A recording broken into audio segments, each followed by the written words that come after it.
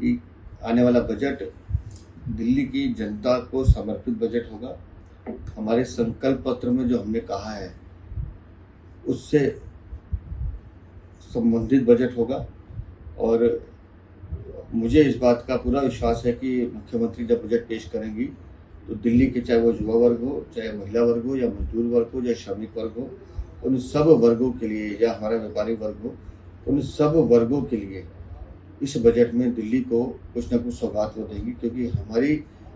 पूरी कोशिश है कि हम दिल्ली को विकास के रास्ते पे लेके जाएं।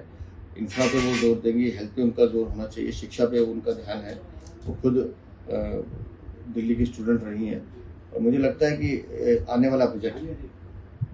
दिल्ली की जनता को समर्पित बजट होगा। ये दिल्ली की जनता द्वारा तैयार किया गया बजट होगा, क्योंकि लगातार माननीय मुख्यमंत्री दिल्ली के लोगों से संवाद करती रही हैं, उनकी अलग अलग मांगों को सुनती रही हैं और उसकी परिणति आपको इस बजट में दिखाई देगी। एक्स्ट्रा बजट को लेकर जो बात निस्संदेह मुझे लगता है कि जब हम इंफ्रा की बात कर रहे हैं, विकास की बात कर रहे हैं, तो केंद्र सरकार से जितना सहयोग हमें मिलना चाहिए उतना सहयोग हमें मिल भी रहा है और वो आपको बजट में दिखाई देगा कि आने वाला बजट दिल्ली की जनता को समर्पित बजट होगा। हमारे संकल्प पत्र में जो हमने कहा है उससे संबंधित बजट होगा और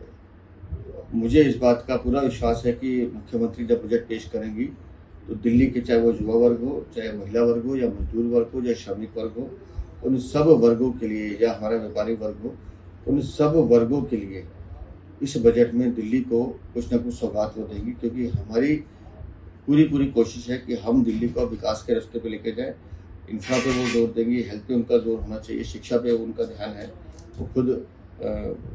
दिल्ली की स्टूडेंट रही हैं और मुझे लगता है कि आने वाला बजट